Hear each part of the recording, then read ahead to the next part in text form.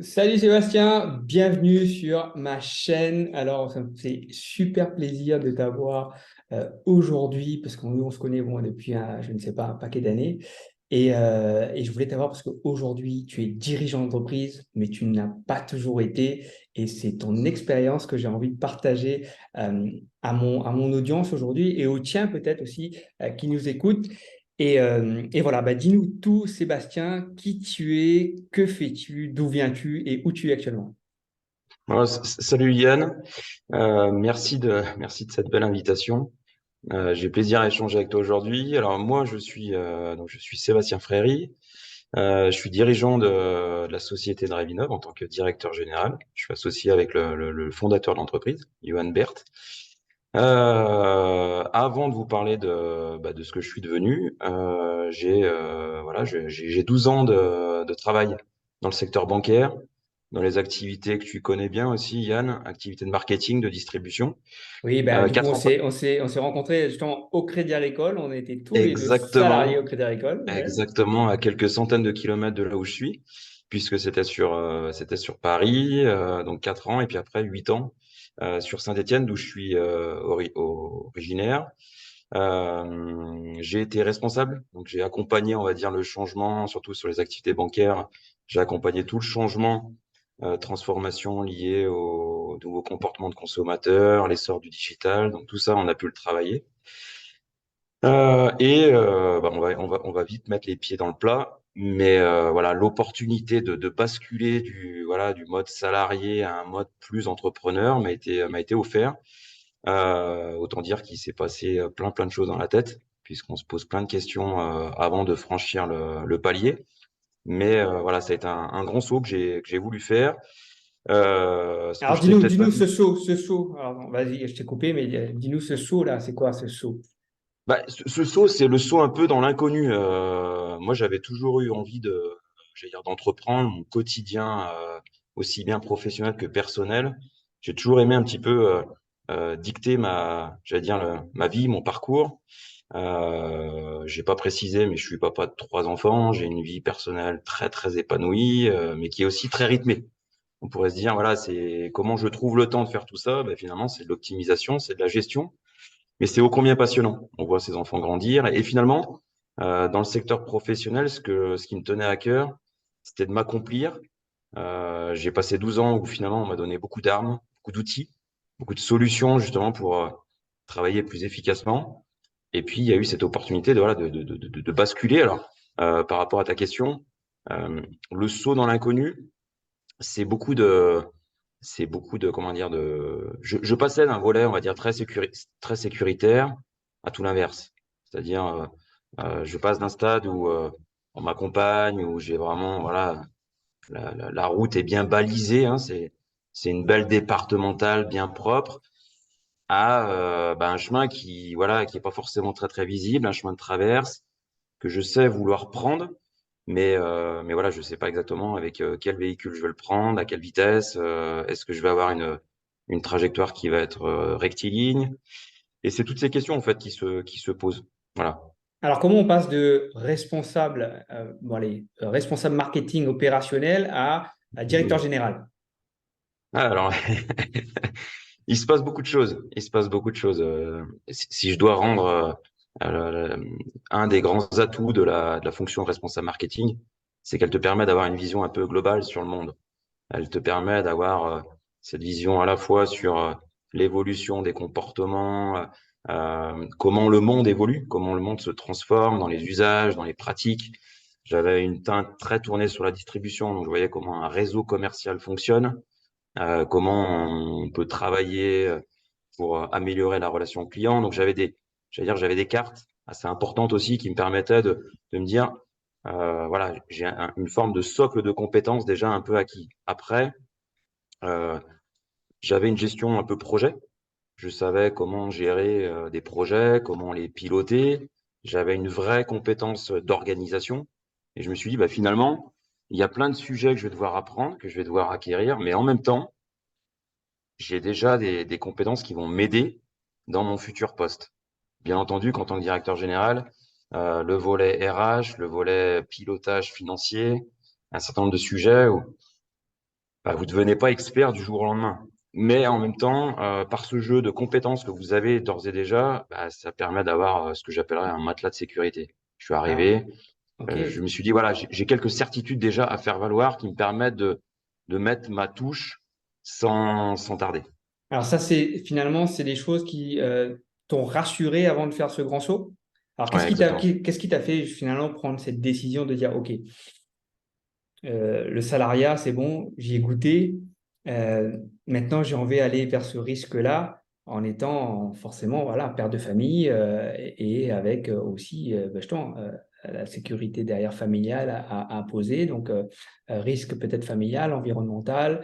Et c'était quoi les pour, peut-être les contre aussi. Et puis bah, aujourd'hui, bah, c'est les pour, hein, parce que ça fait peut-être plus Alors, de... le fameux tableau dont tu peux peut-être faire référence, là, le tableau des pour et voilà, des points positifs, des points un peu plus négatifs, très clairement, bah, il est ô combien important. Je me suis laissé pas mal de temps pour le faire, puisque j'ai passé un été quasiment voilà, à identifier ce qui serait les vents porteurs, les vents un peu plus défavorables. Et j'allais dire, dans ce qui était vraiment très favorable, c'était le côté, voilà, je m'accomplis, hein, c'est un défi que je me lance. Donc, c'est pas quelque part le temps qui me pousse, et c'est là, c'est clairement moi qui décide de ce que je veux être demain, enfin, aujourd'hui et demain. Donc ça, pour moi, pour le coup, c'était vraiment quelque chose qui était important. Après, il y avait le projet, on y reviendra très certainement, mais le projet était séduisant. Donc, c'était quelque chose aussi qui me donnait envie de, j'allais dire, de rejoindre l'entreprise, une entreprise qui était, tu vois, au tout début de son histoire, avec laquelle il y avait beaucoup de choses à faire, beaucoup de choses à construire. Donc là, tu te dis, non seulement j'ai envie de m'accomplir plus professionnellement, mais en plus, voilà, il y a un champ des possibles, il y a un terrain de jeu qui est quasiment infini, dans lequel je vais pouvoir m'exprimer. Et ça, c'était vraiment un atout.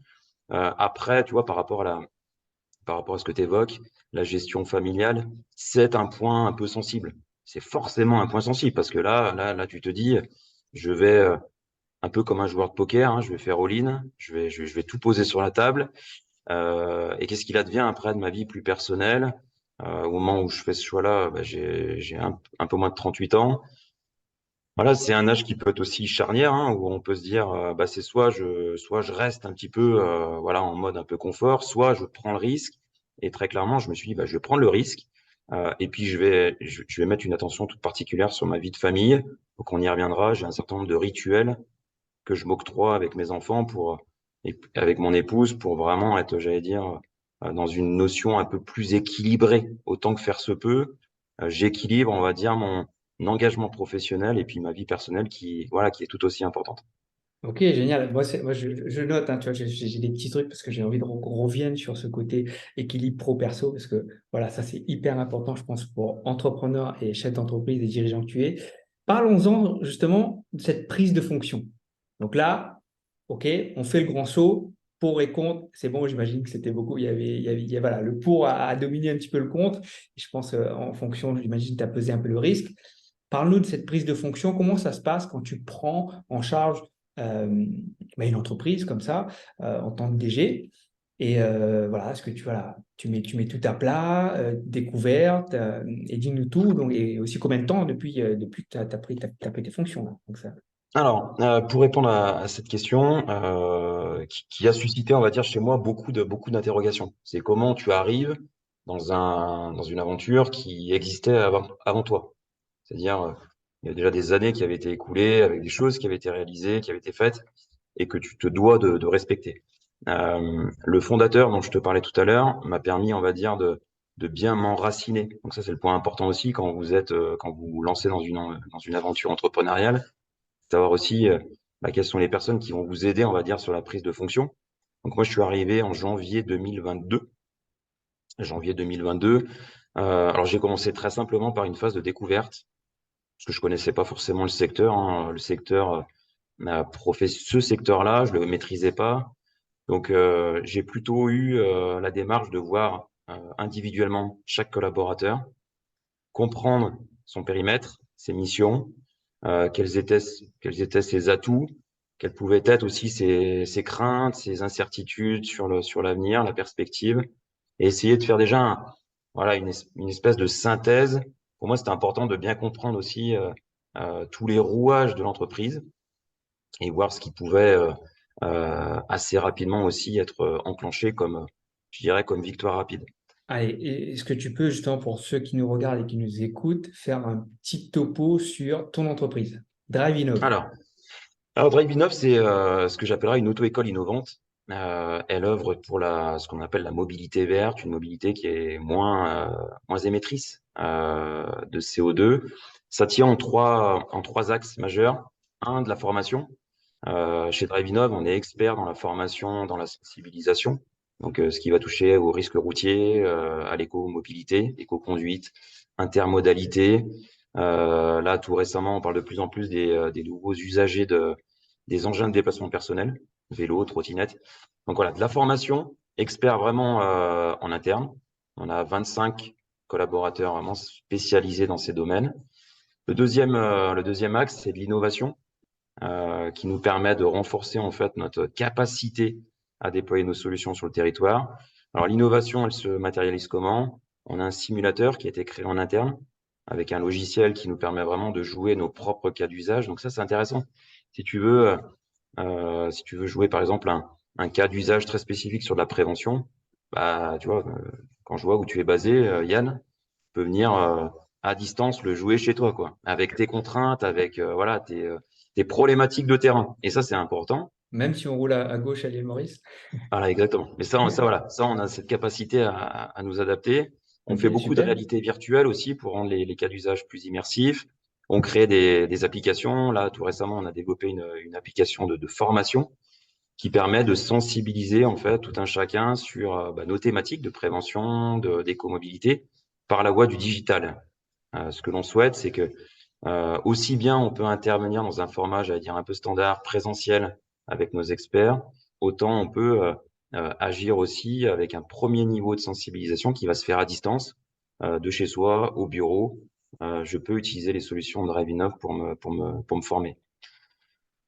Ça, Ok, c'est le deuxième axe ok. d'innovation qui est en perpétuelle, j'allais dire, évolution, renouvellement. Et le troisième axe, c'est un axe d'éco-responsabilité, puisque tout ce que l'on fait, c'est justement pour un système plus inclusif et moins, j'allais dire, énergivore. Donc, on est vraiment tourné sur les sujets de transition énergétique.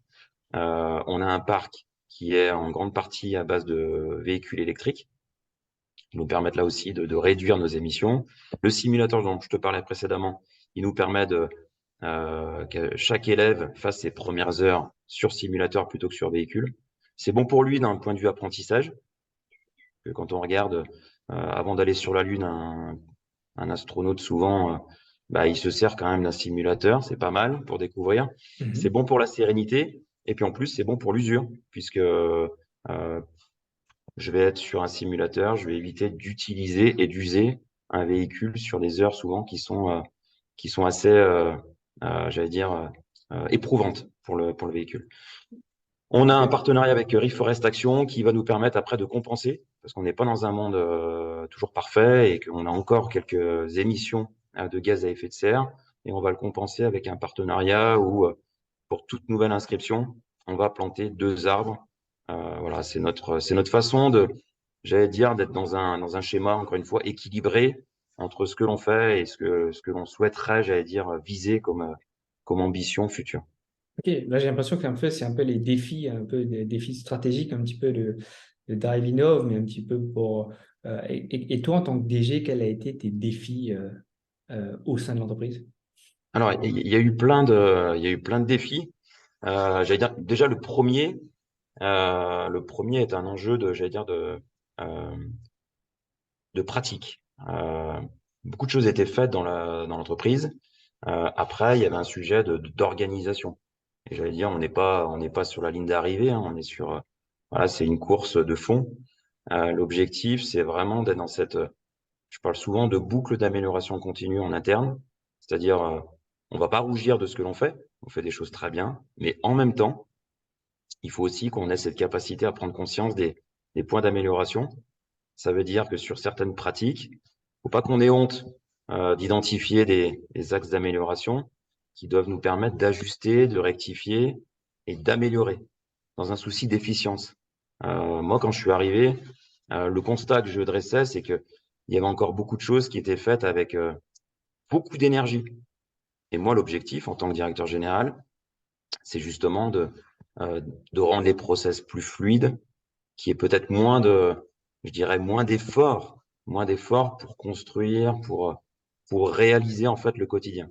Est-ce qu'il y a des doutes ou des échecs hein, pendant là, plus de 14 mois, on va dire, un peu plus d'une année, et pendant justement ce parcours dans le défi ou même dans les premiers mois, est-ce qu'il y a des doutes de dire bah, est-ce que voilà, j'ai fait le bon choix ou même des échecs que tu peux, voilà, que tu as envie de nous partager peut-être pour ceux qui nous écoutent, pour nous dire bah, tiens, c'est pas forcément un monde de bisounours, hein, on dit ben voilà, tout n'est pas rose, peut-être que voilà, est-ce Alors que très tu. clairement, je vais rassurer tout de suite tous ceux qui vont nous écouter.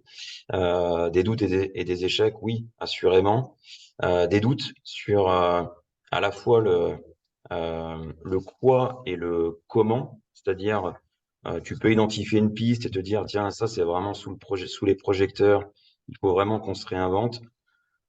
Et puis quand tu regardes de très près, finalement, tu as peut-être eu une vision, je dirais, un peu simplifiée. Tu n'as peut-être pas pris en compte aussi toute l'antériorité qui fait que ton regard a pu être biaisé. Donc ça, voilà, ça c'est déjà une première vision. Après, des échecs, euh, moi je dirais dans le volet entrepreneurial, je dis souvent qu'on est obligé de semer pour récolter. Alors je dis aussi que je suis pas le meilleur des paysagistes. Cela étant, je considère il faut tenter beaucoup de choses. Il faut voilà, il faut oser, il faut être créatif. Et de facto, j'allais dire, ça conduit à un certain nombre d'échecs, puisque vous voulez, vous imaginez, enfin, vous avez des contacts avancés avec certaines entreprises pour des formations. Et puis parfois, vous pensez que ça va se conclure et ça va pas au bout. Et peut-être aussi parce que vous n'avez pas été suffisamment clair, limpide. Et ça nous a permis je dirais, ces échecs nous ont permis aussi d'affiner, de revoir un certain nombre d'éléments dans notre façon de présenter les choses. Parfois, on arrivait avec nos certitudes et je pense on ne prenait pas suffisamment en compte les attentes clients. Donc c'est là aussi où on a pu se décaler un petit peu, changer les choses. Et je pense qu'aujourd'hui, on a fait vraiment un pas en avant pour une meilleure, voilà, un échange qui, là aussi, est beaucoup plus partagé entre nous et nos clients. Ok, bah du coup, j'imagine, alors il n'y a pas eu que des échecs. Donc là, tu me parles justement un peu, là, c'est un peu rétrospectif, on réajuste l'écoute client, les besoins. Est-ce qu'il y a eu justement pendant cette période-là, il y a eu des succès? Quels ont été les moteurs? Et voilà, comment tu célèbres aussi les succès aussi avec tes équipes, sans doute? Alors, les succès, c'est ça aussi qui est intéressant quand tu entreprends et que tu arrives justement dans une entreprise où il y a beaucoup de choses à faire, puisque tu vas pouvoir très très vite euh, trouver des solutions. On avait un certain nombre de solutions d'organisation sur notamment la gestion de nos clients en agence. Je dirais plutôt gestion de clients particuliers. Donc là, il y avait des solutions, je dirais, il y avait des outils. Il y avait certains outils qui nous ont permis d'être beaucoup plus pertinents, d'informer les clients, d'être dans beaucoup plus d'anticipation. Et comment ça se matérialise? Des avis clients qui sont beaucoup plus positifs qu'ils ne l'étaient. Et là, j'allais dire, chaque fois que vous voyez un avis client, bah, c'est juste une super bouffée d'oxygène que vous avez envie de fêter.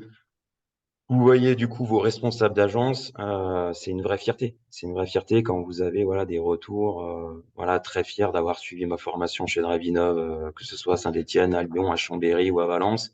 Il y a vraiment ce côté, bah tu sens que la mayonnaise elle prend quoi, tout simplement. Tu sens que le côté, on ne subit plus le métier, mais on est vraiment proactif. On fait les choses. Il reste beaucoup de choses à faire, mais le côté, voilà, je vais prendre vraiment l'initiative vis-à-vis de mes clients. Bah, ça se retraduit après par des résultats très concrets. Le bouche à oreille, qui est aussi la meilleure des réussites.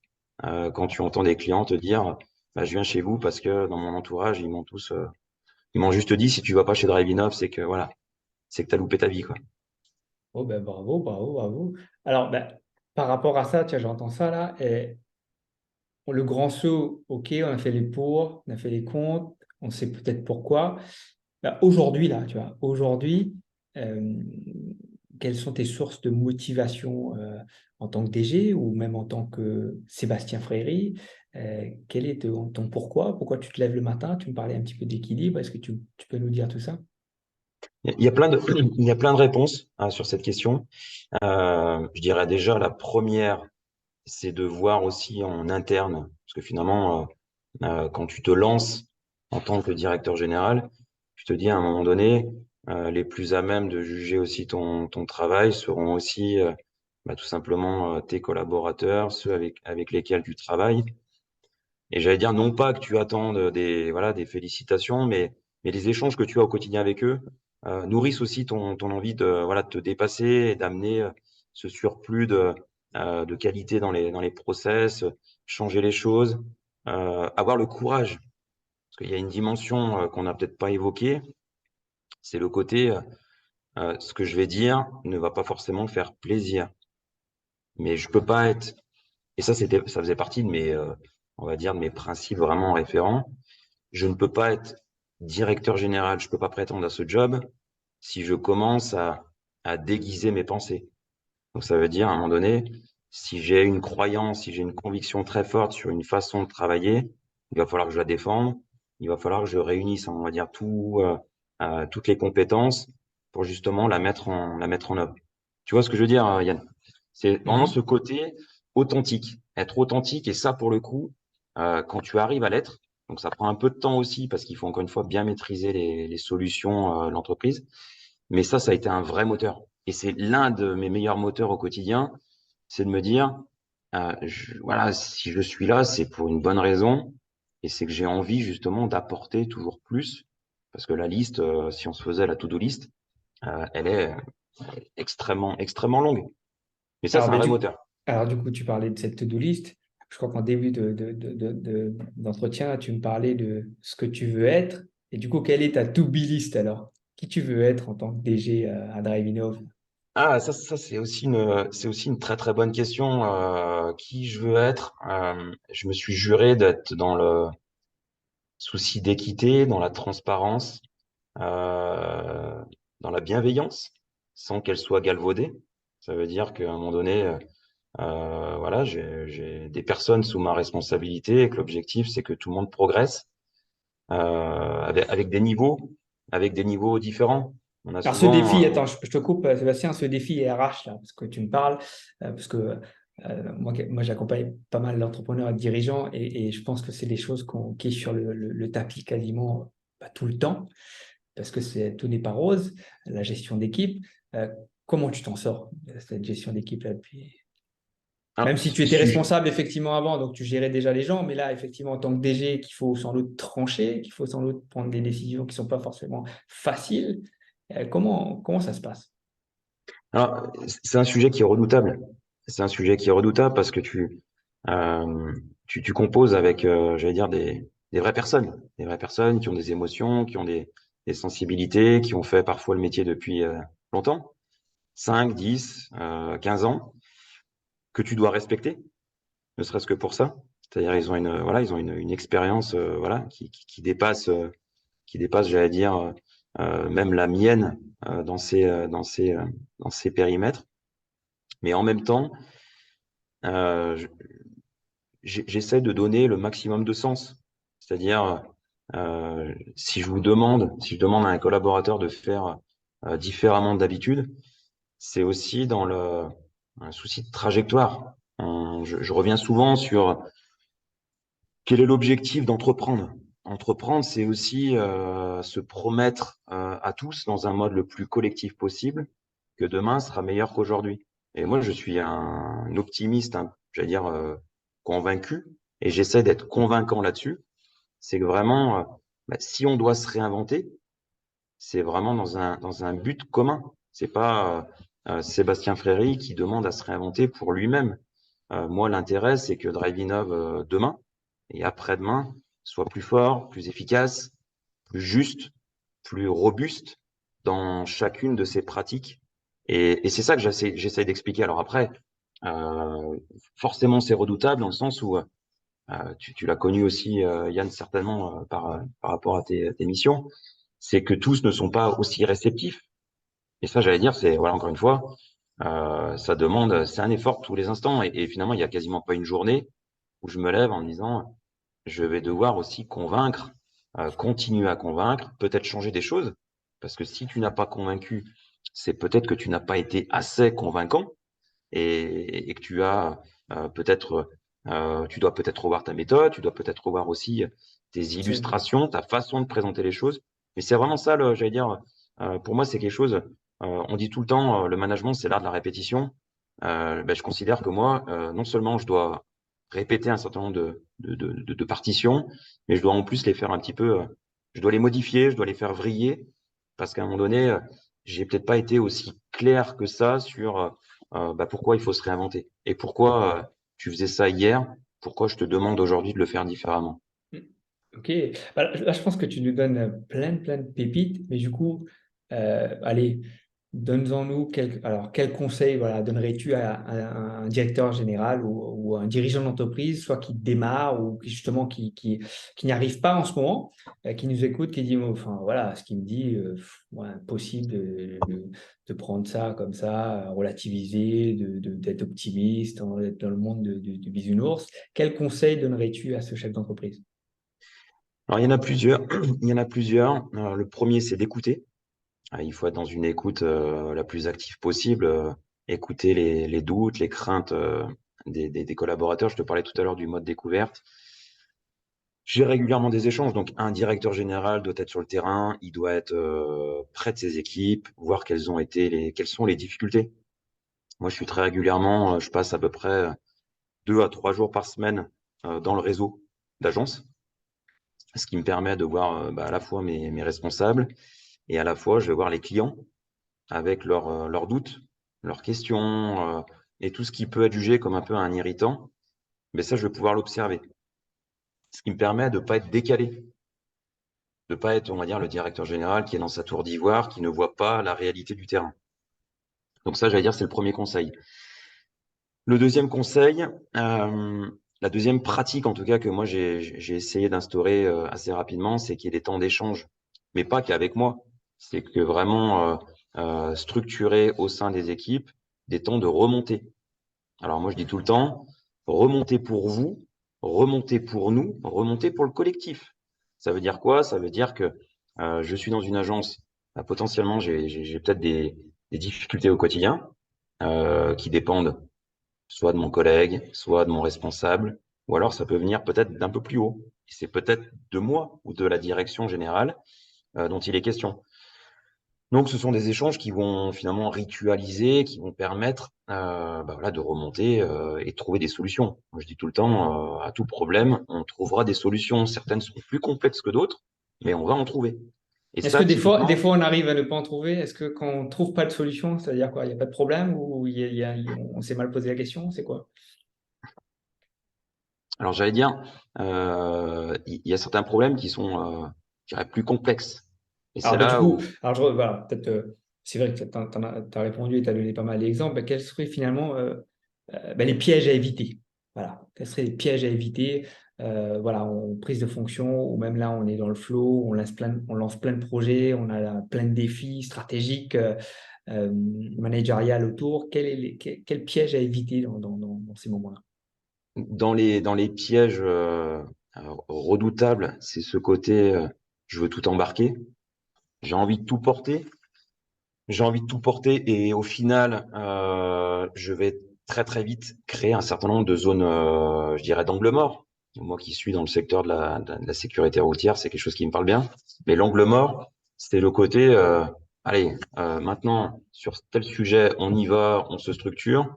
Et puis finalement, tu t'aperçois que 3 à 6 mois plus tard, rien n'a été fait ou j'allais dire trop peu de choses ont été faites. Donc c'est ce côté dans une transformation, il faut faire attention aussi à, je vais dire, la capacité, quelle est la réelle capacité à faire pour pas être dans, on va dire, dans un effort qui est juste pas soutenable par les équipes.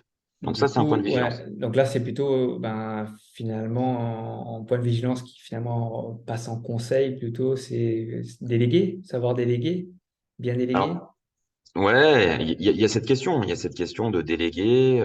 On a un sujet, alors souvent quand on parle de directeur général, on parle d'exploitation.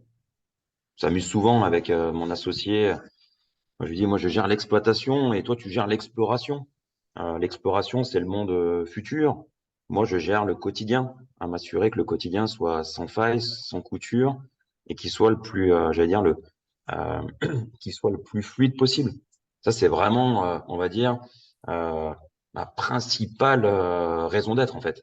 C'est de m'assurer que tous nos parcours, toutes nos pratiques soient robustes et qu'elles soient pas soumises à trop d'aléas. Et- alors Sébastien, moi j'ai envie de revenir un petit peu aussi sur ce que tu m'as dit en début, puisqu'on en parle effectivement beaucoup de l'entreprise, beaucoup du business, et que tu m'as parlé quelque chose qui est l'équilibre, ben, l'équilibre pro-perso. Eh ben, comment tu fais, comment tu arrives en tant que DG à équilibrer ben, cette vie pro-perso que peut-être, voilà, enfin, tu n'avais pas les mêmes challenges en tant que salarié et qu'aujourd'hui en tant que DG, voilà, c'est autre chose. Le temps, parle-nous un peu de ça. Alors, le temps, c'est une composante, j'allais dire, je pense, qui interpelle tout le monde, que ce soit même des salariés ou des entrepreneurs. Effectivement, depuis que j'ai basculé, cette dimension-là, elle est centrale. Je pense que mes enfants n'ont jamais vu autant travailler. Quand je les vois au retour de l'école, ils peuvent me voir avec un casque vissé sur la tête, avec un échange assez important. Ils m'ont vu, voilà, ils me voient en situation. Et par, j'allais dire, moi, dans mon raisonnement, l'objectif, c'est vraiment de pouvoir un petit peu cloisonner et trouver certains nombres de rituels. Donc, je te dirais que régulièrement, je les amène à l'école. J'essaye au maximum de prendre les repas avec eux le soir, de passer du temps et on va dire de débrancher. Être entrepreneur, je dirais, un des avantages, un des grands atouts, et c'est quelque chose aussi qui m'avait séduit par rapport à ma vie, euh, c'est que j'ai un peu les cartes du jeu. Après, c'est à moi de les distribuer et de les poser dans de bonnes conditions. Ça veut dire que bah, moi, j'ai des enfants en bas âge, comme tu le sais. Bah, globalement, sur la fin de journée, et on va dire jusqu'à à peu près 21 heures, sans que je raconte toute ma vie, mais jusqu'à 21 heures, grosso modo, j'ai du temps à leur consacrer. Mais passé 21 heures, voilà, je leur fais une petite bise pour aller les coucher et je peux me remettre à travailler. Parce qu'après, j'ai justement cette agilité qui va me permettre de gagner du temps, d'optimiser et de faire en sorte que, j'allais dire, je puisse sanctuariser aussi les temps importants avec eux. Qu'est-ce Donc, qui par exemple, tu t'a... vois, Ouais, vas-y. Vas-y, le dis-moi, week-end, continue. je vais régulièrement, tu vois, j'accompagne ma fille à des matchs de basket, je suis régulièrement présent. Enfin, voilà, j'essaye vraiment d'être un papa qui est présent. Pour moi, entreprendre, c'est pas entreprendre pour justement délaisser complètement ce pan-là. Ça, c'était juste pas possible. Et c'est quelque chose qui se travaille tout simplement, qui se travaille aussi parce que parfois tu peux être dans le rush, tu peux être dans l'urgence et dans ce cas-là, à un moment donné, tu vas faire des choix. Mais j'essaye vraiment d'être le plus équilibré et trouver vraiment ce temps consacré à mes enfants. On a aussi un autre rituel, c'est le sport. Tu vois, j'aime bien aller prendre mes baskets, m'évader un petit peu et faire le vide. Je trouve que c'est quelque chose qui, pour un entrepreneur, est hyper important. Alors après, je vais pas militer pour la course à pied, mais c'est vrai que c'est un bon exutoire. C'est un bon moment aussi de vérité un peu avec soi-même, où on évacue un peu parfois les ondes négatives. Parce que forcément, en tant qu'entrepreneur, j'allais dire, tu prends un peu plus d'ondes négatives que quand tu es, on va dire, un peu plus salarié. Ça, c'est quelque chose que moi j'ai ressenti. Les ondes négatives, c'est quoi? C'est qu'à un moment donné, bah, tu me posais un petit peu la question tout à l'heure, tu es un peu enclin au doute, tu as les incertitudes économiques, voilà, toutes les actualités parfois peuvent t'amener un peu plus à une forme on va dire, de morosité. Tu gères des ressources, donc tu peux aussi avoir un certain nombre d'aléas qui les touchent, qui les impactent et qui t'impactent par la même occasion. Donc, voilà, c'est vraiment important j'allais dire, de toujours essayer de repartir et de trouver des moteurs. Donc, voilà, mes enfants, mon épouse, le sport. Je suis un grand amateur de sport. J'adore le tennis, j'adore le foot. Et je trouve que c'est des moments incroyables de partage, de plaisir avec des amis. Voilà, c'est vraiment la musique. La musique aussi est un bon moyen de s'évader, parce que finalement c'est ça. Je trouve que la journée, j'ai pas la présomption de considérer que je fais le tour du monde, mais avec les moyens, les outils technologiques que l'on a, ça nous permet de voyager. Et je trouve que entreprendre, innover, créer, il faut aussi avoir ce côté. Il faut avoir du plaisir. Il faut avoir du plaisir, et c'est vrai que tous les matins, bah, j'ai plaisir à me lever. Pour encore une fois toutes les composantes de ma vie, quoi. Quelles sont tes valeurs hautes, Sébastien? Genre là, j'entends pas mal de choses et là, j'avais envie de te poser cette question, finalement, qui sans doute quelques moteurs. Est-ce que tu t'es déjà posé aussi cette question? Quelles sont tes valeurs, pas forcément en cadre de l'entrepreneuriat, mais voilà, tes valeurs à toi? Alors, comme valeur, je dirais peut-être la première, c'est la transparence. Pour moi, la transparence, c'est quelque chose qui est central parce que c'est quelque chose qui me permet, moi, de bâtir. J'ai le sentiment d'être un bâtisseur. Après, la qualité du bâtisseur, ça, c'est pas à moi de le dire aujourd'hui. Mais pour bâtir, il faut être transparent. Si je bâtis sur des fondations que j'ai pas forcément bien identifiées, ou j'ai voulu déguiser ou modifier, si je ne suis pas moi-même, je vais avoir du mal à venir cranter, aller chercher des étapes supplémentaires. Donc ça, pour moi, la transparence, voilà, c'est le premier facteur. La loyauté est une valeur aussi qui me semble super importante. Et puis après, il y a, je dirais, le courage. Le courage, tout à l'heure, j'ai évoqué un petit peu le courage aussi, de dire quand ça ne va pas. C'est pas quelque chose qui est facile.